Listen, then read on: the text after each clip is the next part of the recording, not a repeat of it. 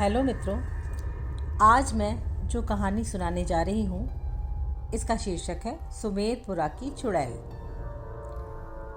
घर की ओर शीघ्रता से कदम बढ़ाते जतिन के पांव आज जमीन पर नहीं थे। मनचाही पोस्टिंग जो मिली थी और माँ बाबा को ये खुशखबरी भी तो सुनानी थी।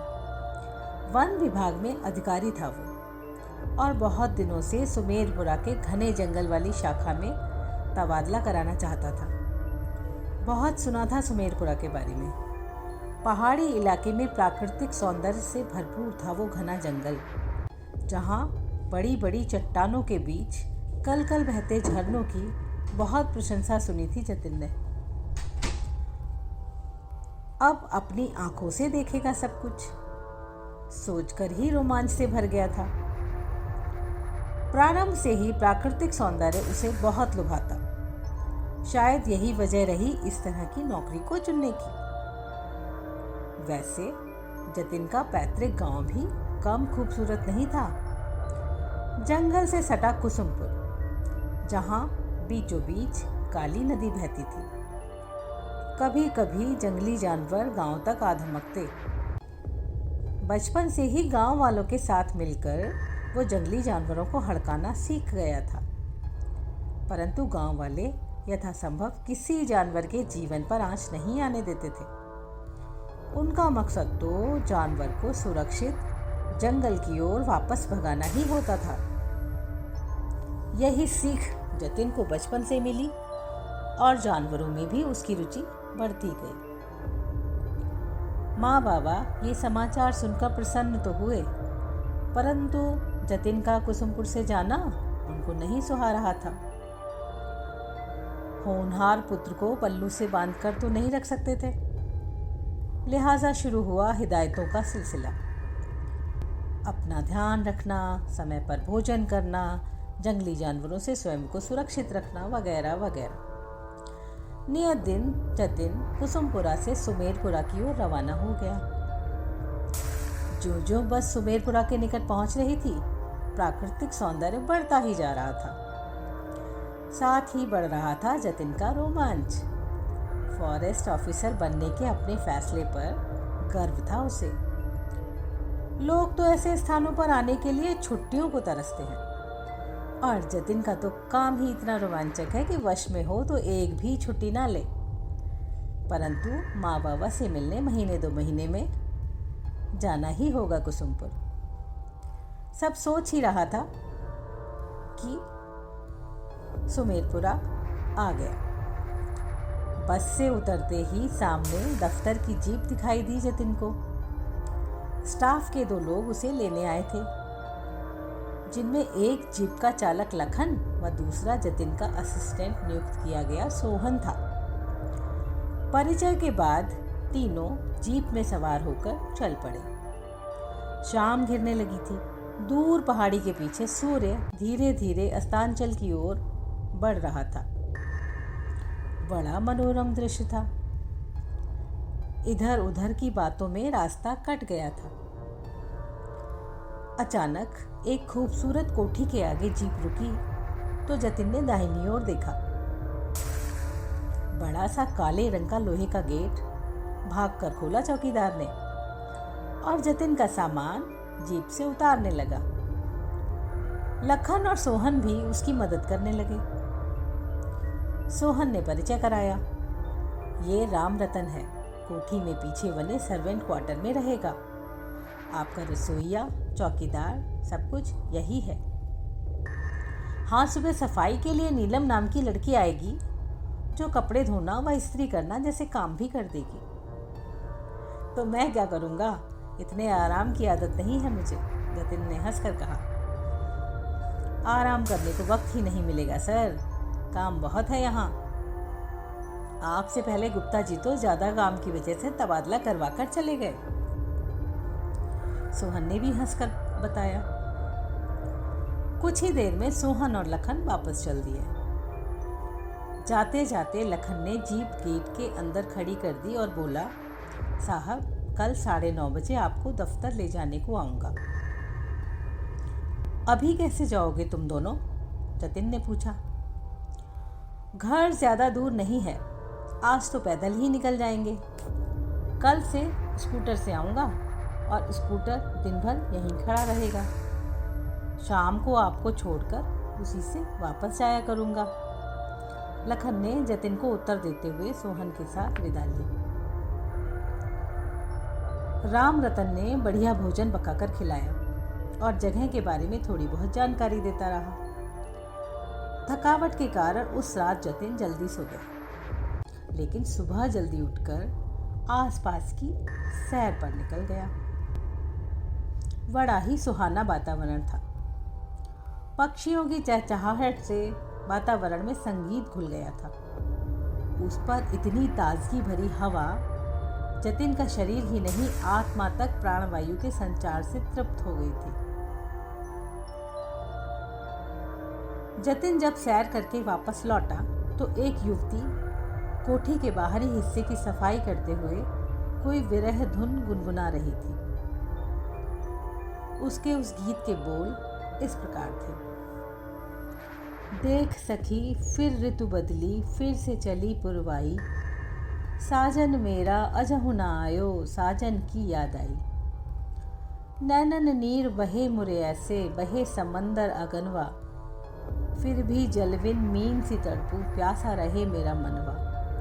क्या समझे कोई पीर पर आई, साजन की याद आई। देख सखी फिर ऋतु बदली, फिर से चली पुरवाई। आवाज वाकई मधुर थी उसकी। जतिन बिना कोई हस्तक्षेप किए चुपचाप एक ओर खड़ा गीत सुनता रहा। अचानक युवती की दृष्टि जतिन पर पड़ी और वो एकाएक चुप हो गई। बहुत मधुर आवाज़ है, तुम नीलम हो? जतिन ने पूछा। हाँ साहब। आप? नहीं साहब।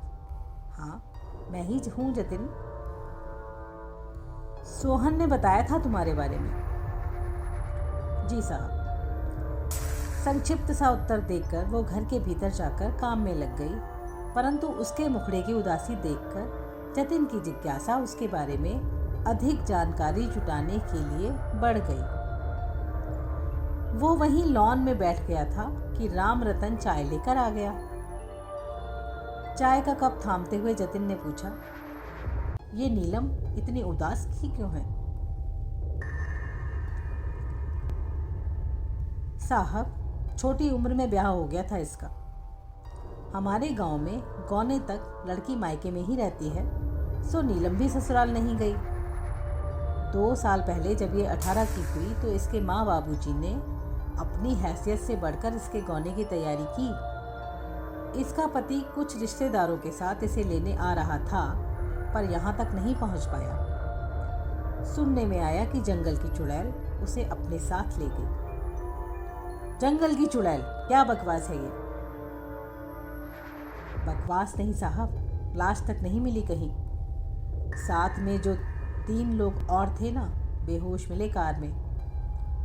होश में आने के बाद भी कुछ बता नहीं पा रहे थे कई दिन तक। बस कुछ ही शब्द बोलते, भूतनी, चुड़ैल, जंगल। अब कहाँ हैं वो तीनों? मैं मिलना चाहूँगा, जतिन ने कहा। राम रतन ने उत्तर दिया, हमारे गांव के नहीं थे साहब। कभी दोबारा इधर का रुख नहीं किया उन्होंने, हिम्मत ही नहीं हुई होगी। जंगल पार गांवों से संपर्क अब एक प्रकार से समाप्त ही हो गया है। दोनों तरफ के गांव के लोग एक दूसरे से रिश्ता जोड़ते भी नहीं हैं अब साहब। रिश्ता तो वैसे पिछले कई सालों से नहीं जोड़ते थे, पर नीलम और उसके पति दोनों के पिताजी पुराने मित्र थे और मित्रता को और मजबूत बनाने के लिए उन्होंने ये रिश्ता जोड़ा था। लेकिन दामाद के सदमे से नीलम के पिता भी चल बसे और उन लोगों के बारे में भी अब कोई जानकारी नहीं है। नहा धोकर नाश्ते से निपटा ही था जतिन की लखन आ गया उसे दफ्तर ले जाने। सारा दिन सहकर्मियों से जान पहचान व नए दफ्तर का कामकाज समझना जैसी औपचारिकताओं में निकल गया। शाम को जब लखन जतिन को घर छोड़कर सुबह गेट के अंदर खड़ा किया गया अपना स्कूटर बाहर निकालने को बढ़ा, तो जतिन बोला, ऐसा करो लखन, आज स्कूटर यहीं छोड़ दो, चाहो तो बदले में जीप ले जाओ। लखन वहीं थमते हुए बोला, आपको कहीं जाना है? मैं जीप से लिए चलता हूँ। अरे जीप तो मैं खुद भी चला सकता हूँ, लेकिन मुझे जंगल में थोड़ा भीतर जाकर देखना है और उसके लिए दोपहिया ही बेहतर होगा, जो कि कहीं से भी निकल जाएगा।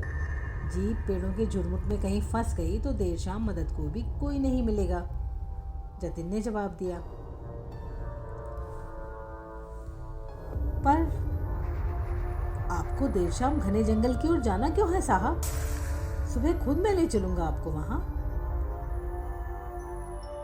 लखन ने थोड़ा परेशानी से कहा, अरे सुबह की खूबसूरती तो मैं देख ही चुका हूँ, अब शाम का सन्नाटा महसूस करना चाहता हूँ बस। और सन्नाटा तो अकेले ही अच्छी तरह महसूस होगा ना। फिक्र मत करो, तुम आराम से घर जाओ, जतिन ने मुस्कुराते हुए कहा। लखन ने उत्तर दिया, सन्नाटे की भी अपनी आवाज़ होती है, और वो आवाज़ तो बड़ी ही भयावह होती है साहब। साए साए के साथ झिंगुरों की आवाज़ कितनी डरावनी लगती है रात को। क्यों जाना है आपको? अरे वन विभाग में काम करते हो और ऐसी बातें? दफ्तर में पता चला था कि आसपास कोई आदमखोर जानवर भी नहीं है, फिर कैसा डरना? वैसे भी ये बेचारे मूक पशु, जब तक इन्हें हानि ना पहुंचाओ ये हमारा कुछ भी नहीं बिगाड़ते। जानवरों से खतरे की बात मैं नहीं कर रहा था, पर क्या आपको पता है कि आदमखोर या कोई भी बड़ा जानवर इस इलाके में रात को क्यों नहीं होता? क्योंकि उससे भी बड़ा खतरा है जंगल में, और वो है जंगली चुड़ैल का खतरा, जो विशालकाय जानवरों तक को नहीं बख्शती, फिर हम इंसानों की तो बिसात ही क्या है। लखन ने उत्तर दिया। जंगली चुड़ैल, क्या मूर्खतापूर्ण बात करते हो? रामरतन भी यही कह रहा था सुबह, जतिन ने झिड़का। हाँ लखन भैया, मैंने बताया था साहब को, पर ये मान नहीं रहे थे मेरी बात। अब तक शांति से खड़ा रामरतन बोल उठा, अरे कैसे मान जाता? आज के ज़माने में इन बेतुकी बातों का कोई औचित्य नहीं है। दुनिया कहाँ से कहाँ पहुँच गई और तुम लोग अब भी भूत चुड़ैल में अटके हो। जतिन ने थोड़ा नाराजगी से कहा।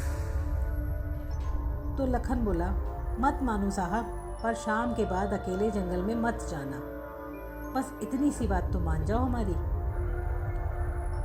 लखन की इस विनती पर जतिन कुछ सोचते हुए बोला, चलो ठीक है, आज नहीं जाता, पर एक ना एक दिन तो अवश्य जाऊंगा। तुम सबकी ये गलतफहमी भी तो दूर करनी ही पड़ेगी ना। लखन और रामरतन दोनों ने चैन की सांस भरी। लखन स्कूटर लेकर वहां से निकल गया।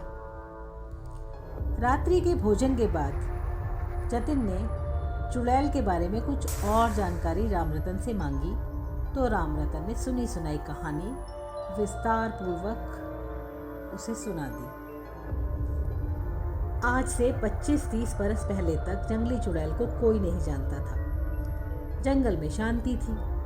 मैं तो तब बहुत छोटा था जब पड़ोस के एक गांव में एक लड़की का विवाह था। बारात जंगल पार के एक गांव से आई थी। जब बारात दुल्हन को विदा करा के जंगल के रास्ते वापस जा रही थी, अचानक डकैतों ने हमला कर दिया। उन्होंने न केवल लूटपाट मचाई, बल्कि दूल्हे समेत बारातियों की हत्या कर दी और दुल्हन को बंधक बनाकर साथ ले गए। सुना था कि वो बहुत गिड़गिड़ाई थी कि सारा धन लूट लो, परंतु किसी को जान से मत मारो। परंतु उसी की आंखों के सामने सबको मौत के घाट उतारा गया। 3 दिन के बाद बहुत बुरी हालत में दुल्हन की भी लाश मिली, पर उसे कोई भी अपने साथ नहीं लेकर गया। निर्मम हत्या व दरिंदगी की शिकार वो लड़की चुड़ैल बन गई और गिन गिन कर बदले लिए सबसे। बस उसी के बाद से यहाँ यह समस्या शुरू हो गई। पर कैसे कह सकते हो कि वही लड़की चुड़ैल बनी? जतिन ने पूछा। रामरतन ने उत्तर दिया, क्योंकि उसने एक एक करके सबसे पहले सारे डकैतों को मारा था, फिर अपने परिवार वालों को और ससुरालियों को। अरे, परिवार वालों को क्यों मारा उसने? जतिन ने हैरानी से पूछा। क्योंकि उसका किसी ने दाह संस्कार नहीं किया। मैंने कहा ना, उसे वहां से कोई लेकर ही नहीं गया। मायके वालों ने इसे ससुराल पक्ष की जिम्मेदारी बताया तो ससुरालियों ने उसे डायन ठहराया, जो दूल्हे समेत घर और बिरादरी के इतने लोगों को एक साथ खा गई। रामरतन ने बताया। जतिन ने दुख के साथ कहा, ओह, बहुत बुरा हुआ बेचारी लड़की के साथ, पर फिर भी मैं भूत चुड़ैल में नहीं मानता। आपसे पहले जो गुप्ता जी थे वो भी नहीं मानते थे, पर बाद में इतना डर गए कि तबादला लेकर ही चले गए यहाँ से। रामरतन ने उत्तर दिया। पर मैंने तो सुना कि काम अधिक था, इसलिए गए वो यहाँ से। सबको यही पता है साहब, पर मैं तो घर में ही रहता था, इसलिए सच जानता हूँ। रामरतन बोला। और सच क्या है? जतिन ने फिर पूछा। उन्हें सवेरे सैर की आदत थी। एक दिन कमरे की घड़ी बंद हो गई और उन्होंने शाम को इस बात पर या तो ध्यान नहीं दिया कि घड़ी 5:30 पर रुकी हुई है, या वो नींद में ये बात ही भूल गए कि घड़ी बंद थी। रात 3 बजे उनकी आंख खुली और वो समझे कि 5:30 बज गए। गुप्ता जी सैर को निकल पड़े। सुबह 5:30 बजे जब मैं उठकर कोठी के बाहरी हिस्से में आया तो मैंने बाहर गेट के सामने उन्हें बेहोश पड़ा देखा। मैं घबरा गया और बाहर लगे नल से पानी लेकर खूब सारा पानी उन पर डाल दिया। वो होश में तो आ गए, पर बहुत ही डरे हुए थे और इधर उधर हैरानी से देख रहे थे। इस परेशानी का कारण पूछने पर उन्होंने बताया कि चुड़ैल उन्हें कंधे पर उठाकर जंगल के बाहर तक आई और घुमाकर दूर फेंक दिया। वो डर के मारे बेहोश हो गए थे और शायद यहाँ आकर गिरे। इसके बाद उन्हें तेज बुखार भी आ गया और वो दफ्तर भी नहीं गए। इस बीच उन्होंने परिवार को भी यहाँ बुला लिया था। परिवार वाले उन्हें अपने साथ वापस ले गए। फिर उन्होंने तबादला करवा लिया और फिर बस दफ्तर की कुछ औपचारिकताएं पूरी करने एक बार आए थे वापस। उन्होंने मुझसे ये बात किसी को ना बताने का आग्रह किया था, इसलिए मैंने भी किसी से कुछ नहीं कहा, परंतु आपको बताना जरूरी लगा, इसीलिए आज बता रहा हूँ। रामरतन ने बताया तो जतिन सोच में डूब गया। उसकी उत्सुकता जंगली चुड़ैल में बढ़ती ही जा रही थी। दूसरे दिन नीलम आई। जतिन घर पर ही था। जब वो उसके कमरे की सफाई कर रही थी तो जतिन अचानक उससे पूछ बैठा, तुम भी जंगल की चुड़ैल को मानती हो? अचानक ही नीलम के चेहरे पर घृणा उपजी और वो बोली, मानती हूँ, वही तो मेरे सारे दुखों का कारण है साहब। नफरत करती हूँ मैं उससे। एक बार उससे जाकर पूछना चाहती हूँ कि उसने मेरे साथ ऐसा क्यों किया। मुझे तो सहानुभूति थी उस लड़की से जो डकैतों की दरिंदगी का शिकार हुई। फिर मुझसे किस बात का बदला लिया उसने? आखिर मैंने क्या बिगाड़ा था उसका? सच कहूँ तो मैं जंगल में अकेले रात को गई भी 2 बार, पर वही चुड़ैल मेरे सामने नहीं आई। तुम अकेले गई जंगल में, तुम्हें डर नहीं लगा? जतिन ने हैरानी से पूछा। नीलम ने उत्तर दिया, डर तो जान का ही होता है ना साहब, और जान तो मेरे पति में बसती थी मेरी, उसी के साथ जान भी चली गई। अब तो सिर्फ बकाया सांसों का कुछ हिसाब किताब बचा है। जब तक इन सांसों का हिसाब पूरा नहीं होता तभी तक जीवित हूँ। ओह, तो तुम्हें चुड़ैल से डर नहीं लगता? मतलब अगर मैं जंगल में जाना चाहूँ तो तुम मेरे साथ चल सकती हो? जतिन ने नीलम से पूछा। मैं तो चल लूँगी, क्योंकि मेरा तो पुराना हिसाब किताब है उसके साथ, पर आपको क्यों जाना है? जान जोखिम में मत डालो साहब, आपके लिए ये ठीक नहीं होगा। नीलम ने जतिन को समझाते हुए कहा। जतिन ने पूछा, क्या सचमुच वो इतनी खतरनाक है, या मैं ये कहूँ कि वो सचमुच है भी? मतलब कैसे हो सकता है ऐसा? अब भी यकीन नहीं आता। नीलम ने उत्तर दिया, मेरे साथ जो हुआ उसके बाद मैं तो ये नहीं कहूँगी कि वो नहीं है, पर यह भी सच है कि सबको जान से नहीं मारती है वो। गुप्ता जी को भी घर के सामने पटक गई पर जान से नहीं मारा। उसके असली दुश्मन तो दूल्हे और बाराती ही हैं शायद। मेरे पापा ने मेरी ससुराल वालों से इस रास्ते आने को मना किया था। दूसरा रास्ता घूम कर आने की वजह से बहुत लंबा पड़ता है। विवाह में तो लंबे रास्ते से आ गए, परंतु इस बार गौने के लिए शॉर्टकट के चक्कर में जंगल का रास्ता पकड़ लिया। नीलम ने बताया तो जतिन ने फिर पूछा, तुमने भी देखा था गुप्ता जी को उस हालत में? जी साहब, तब भी इस कोठी में काम करने मैं ही आती थी। सवेरे जब मैं आई तो भूतनी चुड़ैल यही सब बड़बड़ा रहे थे गुप्ता जी, नीलम ने बताया। आज रात को मैं जंगल में जाना चाहता हूँ, ले चलोगी उस स्थान तक जहाँ वो रहती है? जतिन ने आशा भरी नजरों से देखते हुए पूछा। क्या? नहीं साहब, ये ठीक नहीं होगा। आप नए हो, इलाके को ठीक से जानते भी नहीं, और फिर अपने घर वालों का तो सोचो। आपको कुछ हो गया तो वो बेचारे आपको यहाँ भेजने के फैसले पर सारी उम्र पछताते रहेंगे। नीलम ने बहुत समझाया, लेकिन जतिन ने भी जैसे जिद ही पकड़ ली। कुछ पल ध्यान से जतिन को देखकर नीलम ने हामी भर दी। शाम को दफ्तर से आने के बाद भोजन करके जतिन राम रतन के सर्वेंट क्वार्टर में जाने की प्रतीक्षा में चुपचाप आंखें मूंदे बिस्तर पर पड़ा रहा। रात्रि 11 बजे वो चुपके से कोठी से निकलकर जंगल की ओर बढ़ गया। नियत स्थान पर नीलम भी मिल गई और दोनों टॉर्च की रोशनी में घने जंगल की ओर बढ़ने लगे। घना जंगल शुरू हुआ ही था कि एक टूटी फूटी सी पुरानी झोपड़ी से एक बूढ़े बाबा निकल कर आए और नीलम से बोले, तुम फिर आ गई बेटी, कितनी बार समझाया है कि यहाँ मत आया करो। उसका दिमाग जिस दिन घूमा छोड़ेगी नहीं तुम्हें। नीलम ने जवाब दिया, अरे बाबा, वो मेरे सामने तक तो आती नहीं, आप हमारी फिक्र मत करो। कहते हुए वो आगे बढ़ गई। बूढ़ा आवाज लगाता ही रह गया।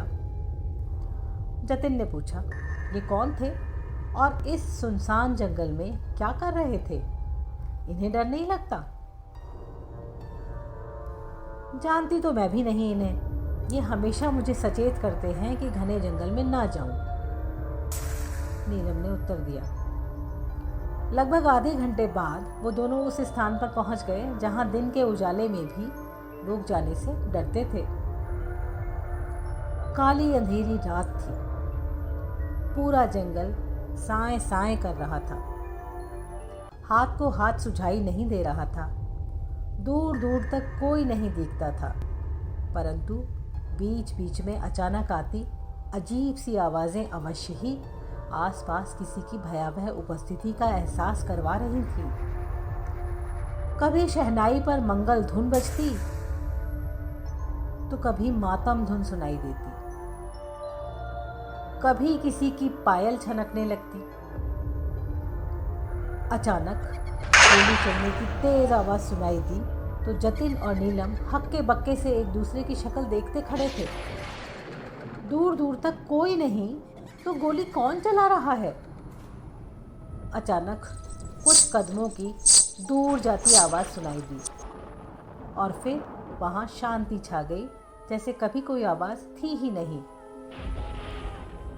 कुछ देर बाद संयत होकर नीलम ने कहा, लगता है आज भी सामने नहीं आएगी। मुझे तो लगता है जंगली चुड़ैल ही मेरा सामना करने से डरती है। अचानक एक पेड़ के ऊपर दो बड़ी लाल भयानक आंखें चमक उठी। एक पल के लिए वो दोनों ही सिहर उठे। फिर जतिन ने आवाज़ में यथासंभव रौब भरते हुए कहा, कौन है वहाँ पेड़ पर? शरीर भी है कोई या सिर्फ आंखें ही हैं? मूर्ख मानव, शरीर नहीं हूँ, आत्मा हूँ मैं। शरीर तो कब का नष्ट हो गया, पर ये लड़की क्या बकवास कर रही थी अभी। मैं इसका सामना करने से डरती हूँ, मैं इससे डरती हूँ, मैं। हा हा हा हा। इसी के साथ ही एक जोर का ठहाका गूंजा। ठहाका इतना भयावह था कि दोनों सिहर उठे। फिर हिम्मत करके नीलम ने ही पूछा, मुझे कुछ सवालों के जवाब चाहिए तुमसे। आखिर मुझसे तुम्हारी क्या दुश्मनी थी? क्यों मेरे पति को मार डाला जब वो मुझे विदा कराने आ रहा था? लाश तक नहीं मिली हमारे घर वालों को। आखिर क्या बिगाड़ा था उसने तुम्हारा? और मैंने, मेरी तो ज़िंदगी बर्बाद कर दी ना तुमने। अचानक आंधी की तरह एक तीव्र हवा का झोंका महसूस हुआ उन दोनों को। इसी के साथ ही एक स्त्री की परछाई दोनों के ठीक सामने आकर खड़ी हो गई।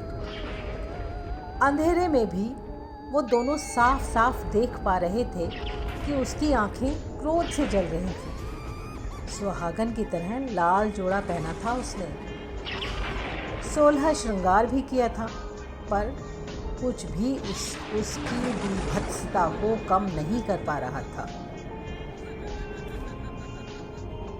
तुमने तो कहा था तुम्हारा शरीर नहीं है, फिर ये आकृति? जतिन ने साहस बटोरते हुए उससे पूछा। हंसते हुए उसने जवाब दिया, सही कहा तुमने, आकृति है, सिर्फ आकृति, शरीर नहीं है। हाथ लगाकर देखना चाहोगे? कहकर उसने जोरदार अट्टहास किया। जतिन ने सचमुच साहस जुटाकर उसका हाथ छूने की चेष्टा की, लेकिन ये क्या, जतिन का हाथ हवा में झूल गया। इसी के साथ चुड़ैल ने फिर ठहाका लगाया। छूकर देखेगा, आत्मा को छुएगा तू? कहते हुए हाथ बढ़ाकर वो जतिन को उठाकर दूर फेंकना ही चाहती थी कि नीलम बोल उठी, मुझे मेरे सवालों के जवाब चाहिए। मेरे पति की क्या गलती थी? क्यों की तुमने उनकी हत्या? और लाश कहाँ गई? तेरा पति दूल्हा था, ये गलती क्या कम थी? मेरा पति मेरा गौना करा के सही सलामत जंगल से नहीं ले जा सका, तो किसी और को मैं कैसे जाने दूंगी? अब तो जो दूल्हा यहाँ से गुजरेगा उसका यही हश्र होना है। और लाश झरने में फेंक दी उसकी, बाकी सभी दूल्हों की तरह। चुड़ैल चीख कर बोली, तो मुझे भी मार डालो, झरने में ही फेंक दो, मुझे क्यों जिंदा छोड़ा है? मैं तो कब से तुम्हारे हाथों मरने को तैयार हूँ, इसीलिए जब तब आती भी हूँ यहाँ, पर तुम। चुड़ैल ने बात बीच में ही काट कर कहा, इतनी वफादारी अच्छी नहीं हो लड़की, पति के लिए जान देना चाहती है तू। जानती भी है कि उसने मरने से पहले अपनी जान की भीख मांगते हुए तुझे दांव पर लगा दिया था। वापस जाते समय मेरी दुल्हन को रख लेना, पर मुझे छोड़ दो। चुड़ैल ने नीलम के पति की नकल उतारते हुए कहा। फिर आगे बोली, और मेरे पति ने भी तो उन डाकुओं से अपनी जान की भीख मांगते हुए यही किया था। एक बात जो किसी को आज तक नहीं मालूम पड़ी वो बताऊं तुझे। फिर मैंने एक डाकू से बंदूक छीनकर खुद ही अपने पति को गोली मार दी थी, लेकिन खुद को डाकुओं से नहीं बचा सकी। उस दिन से मर्द जात से नफरत हो गई मुझे। जान तो मैं केवल दूल्हों की लेती हूँ, पर इन आदमियों को फुटबॉल की तरह उछालने में बड़ा आनंद आता है मुझे। और आज फिर एक फुटबॉल मेरे हाथ लगी है। हा हा हा हा। कहते हुए उसने जतिन को एक हाथ से ऊपर उठा लिया और जोर का ठहाका लगाया। नीलम चिल्लाई, अरे अरे साहब को छोड़ दो, ये तो सुमेरपुरा के हैं भी नहीं, ये बेचारे तो। नीलम की बात बीच में ही काट कर चुड़ैल ने कहा, सुमेरपुरा के नहीं तो क्या, मेरी फुटबॉल तो है ना। बड़े दिन में कोई फुटबॉल हाथ लगी है और मेरा खेलने का मन हो रहा है। नीलम ने फिर से कहा, तो मेरे साथ खेल लो, मेरी सांसें तो वैसे भी धरती पर बोझ ही बना चुकी हो तुम। पर साहब सुमेरपुरा के मेहमान हैं और हमारे यहाँ मेहमानों से ऐसा सलूक नहीं करते, क्या तुम भूल गई? इंसानों के तौर तरीके मुझे मत सिखाओ लड़की, चुड़ैल गरज कर बोली और उसने घुमाकर जतिन को दूर फेंक दिया। नीलम भी उसी दिशा में दौड़ पड़ी। जतिन को चोट आई थी, बाएं हाथ में बहुत दर्द था, शायद हड्डी टूट गई थी, परंतु पैरों में अधिक चोट नहीं आई थी। नीलम ने जैसे तैसे उसे उठाया और सहारा देकर घर की ओर चल पड़ी। जैसे ही वो उस झोपड़ी के निकट पहुँचे, बूढ़े बाबा फिर बाहर निकल आए। उनके हाथ में पानी की नक्काशीदार सुराही थी, जो कि देखने में बहुत प्राचीन लग रही थी। सुराही जतिन की ओर बढ़ाते हुए बाबा बोले, मना किया था ना उधर जाने को, लो ठंडा पानी पी लो, आराम मिलेगा। पानी पीकर दोनों कोठी की ओर बढ़ गए। जतिन ने नीलम से जंगल में जाने वाली बात किसी को ना बताने का आग्रह किया। घर पहुंचकर नीलम ने जतिन को बिस्तर पर लिटाया। जतिन ये बात सबसे छुपाना चाहता था, अतः रामरतन को भी नहीं बुलाया उसने। तब तक सवेरा होने लगा था।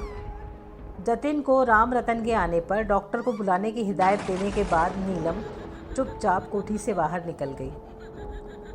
कुछ ही देर में रामरतन वहां पहुंचा तो जतिन को दर्द से कराहते पाया। क्या हुआ साहब? अरे आपको तो चोट लगी है। कैसे? कब? अरे सैर पर गया था, रोशनी ठीक से हुई नहीं थी तो अंधेरे में पांव फिसल गया। सीधा पहाड़ी से फिसलता हुआ गिरा, लगता है हाथ की हड्डी टूटी है, जतिन ने कराहते हुए जवाब दिया। मैं सोहन भैया को फ़ोन करता हूँ, आपको अस्पताल ले जाएंगे, रामरतन ने कहा और सोहन को फ़ोन लगा दिया। सोहन कुछ ही देर में आ पहुँचा और जीप में सहारा देकर बिठाते हुए सशंकित निगाहों से जतिन को देखता हुआ पूछ बैठा, सचमुच सुबह की सैर पर ही गए थे ना साहब? लखन बता रहा था कि आपको रात में जंगल देखने की इच्छा थी। अरे हाँ मेरे भाई, सुबह की सैर पर ही गया था, जतिन ने उसे समझाते हुए कहा। खैर, प्लास्टर चढ़ गया जतिन के हाथ पर। दोबारा जंगल में जाकर चुड़ैल से मिलकर बहुत सी अन्य बातें जानने की बहुत उत्सुकता थी मन में, लेकिन फिलहाल ये संभव नहीं था। महीना भर लगा जतिन को ठीक होने में। ठीक होते ही उसने नीलम से पुनः जंगल में चलने का आग्रह किया।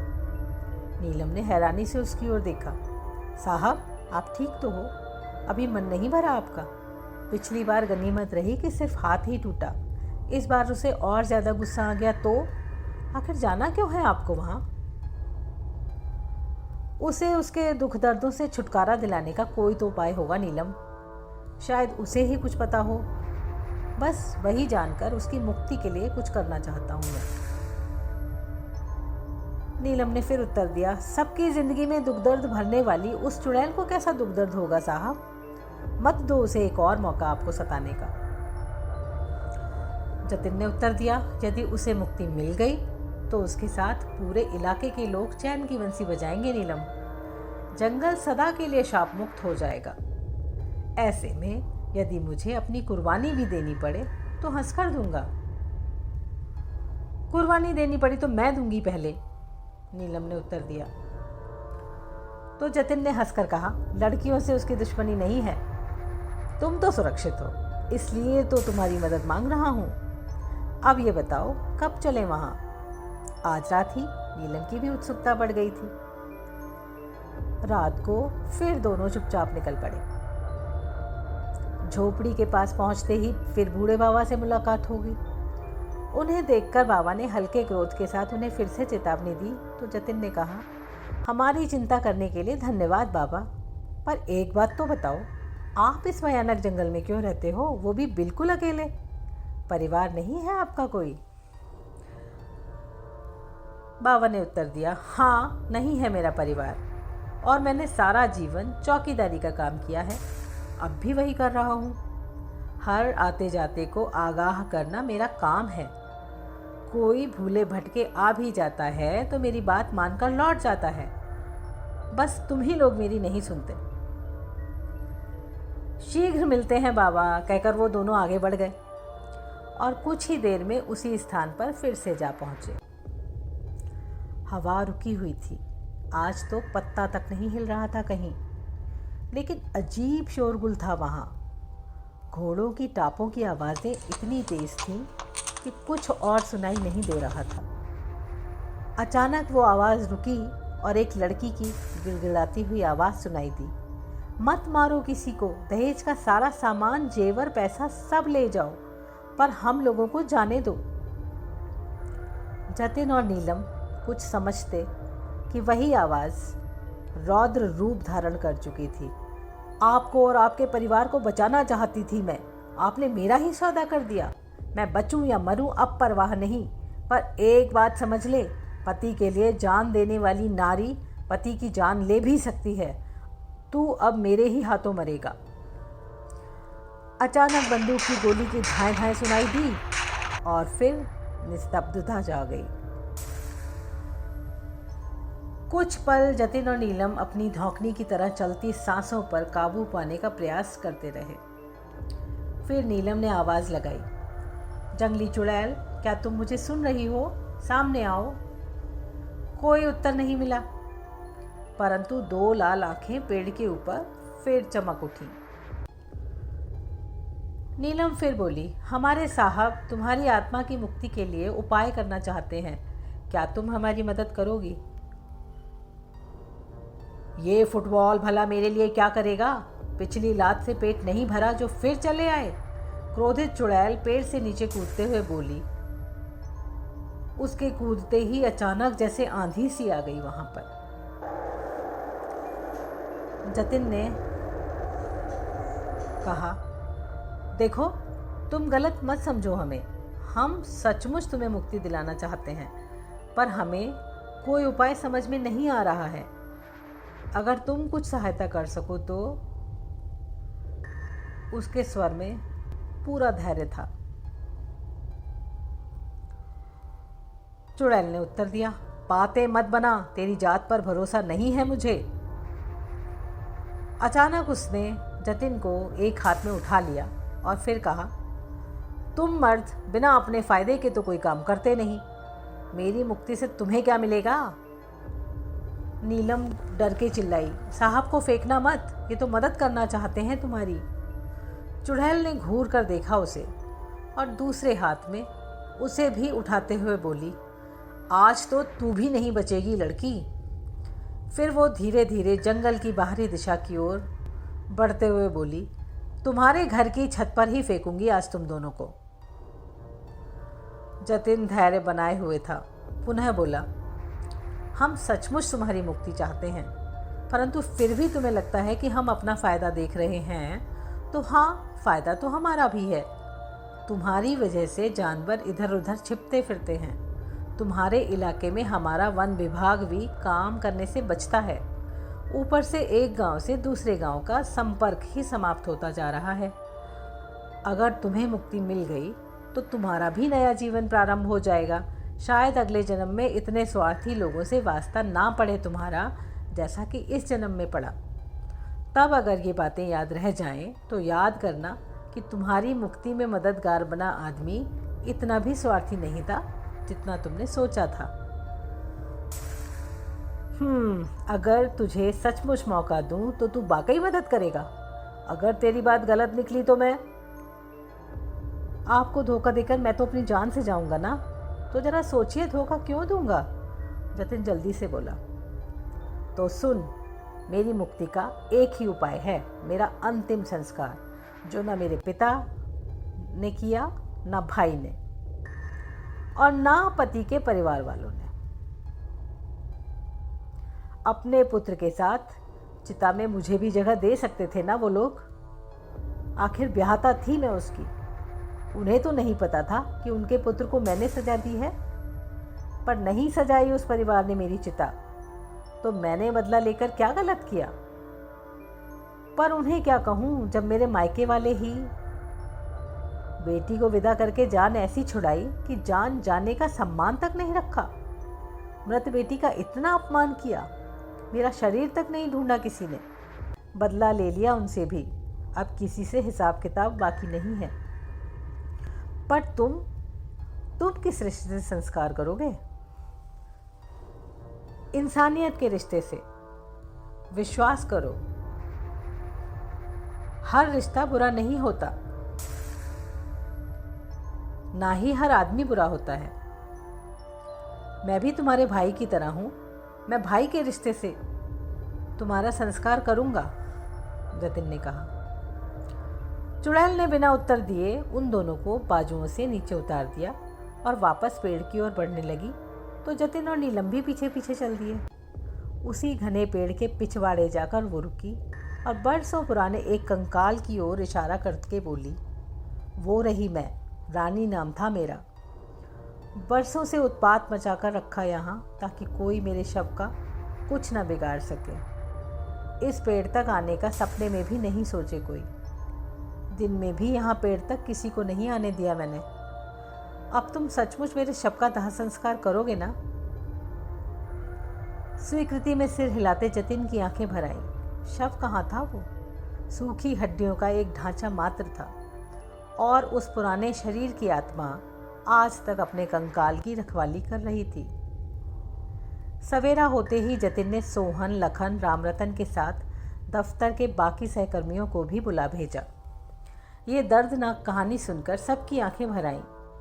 सबके सहयोग से जंगली चुड़ैल नहीं, चुड़ैल नहीं, रानी का अंतिम संस्कार विधि विधान से उसी स्थान पर संपन्न हुआ। हाथ हिलाकर उसने सभी से विदा ली और नई यात्रा पर निकल पड़ी। वापस आते समय उन्हें ये खबर बाबा को सुनाने की जल्दी थी कि चुड़ैल सदा के लिए मुक्ति पा चुकी है और अब बाबा को और परेशान होने की आवश्यकता नहीं है। झोपड़ी के पास पहुंचे वो लोग, लेकिन ये क्या, वहां किसी झोपड़ी का दूर दूर तक नामो निशान तक नहीं था। उन्हें हक्का बक्का खड़े देखकर सोहन ने पूछा, क्या हुआ साहब, रुक क्यों गए यहाँ? वो झोपड़ी कहाँ गई और बूढ़े बाबा? जतिन ने पूछा। कौन सी झोपड़ी और कौन से बाबा? यहाँ तक तो काम के सिलसिले में हम अक्सर ही आते हैं, हमने तो कभी नहीं देखी कोई झोपड़ी। और थोड़ी देर पहले भी इसी रास्ते से तो आए थे हम लोग। यहाँ तो ना कोई झोपड़ी थी और ना ही कोई बाबा। नीलम और जतिन आश्चर्य से एक दूसरे को देखते खड़े थे। तो उन्हें पानी पिलाने वाले बाबा कौन थे? तो क्या शायद अब चौकीदारी की आवश्यकता नहीं बची थी और एक और आत्मा मुक्त हो गई थी। तो कैसी लगी आपको मेरी ये कहानी? मुझे कृपया कमेंट करके ज़रूर बताएं।